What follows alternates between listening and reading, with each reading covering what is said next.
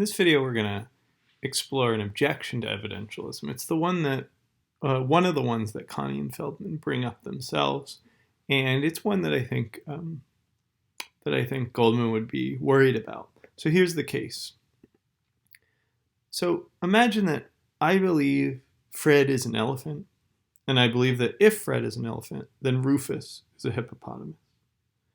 Now I come to believe that Rufus is a hippopotamus not by deducing it from these other two beliefs, not by using what we called earlier in the semester modus ponens, but simply because I really like the sound of the sentence, Rufus is a hippopotamus. It does sound good.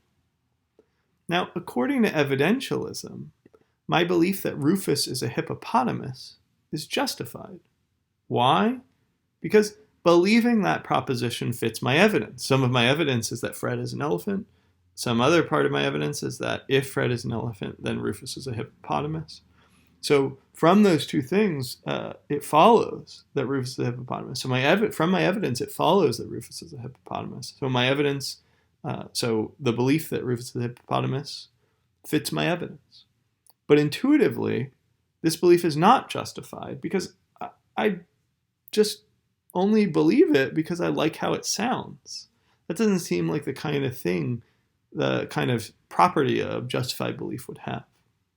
So that's the problem. So here's Connie and Feldman's reply to that problem for evidentialism. What they do is they introduce a different notion than justification to explain this. They introduce this notion of well-foundedness.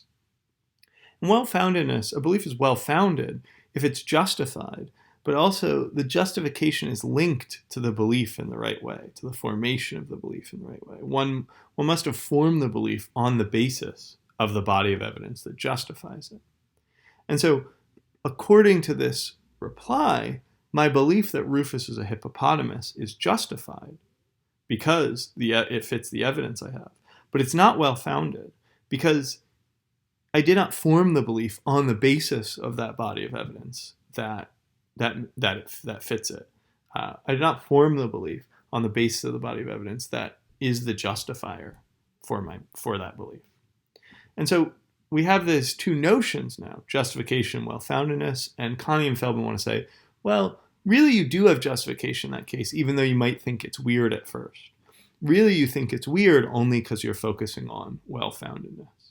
And so we'll want to ask, and we might talk about this on Thursday, whether this is a good reply or whether they're really just changing the subject.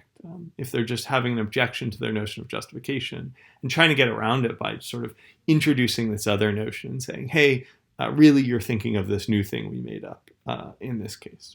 Is that really what they're doing? Or is there really an important notion of well-foundedness and of justification that should be kept separate?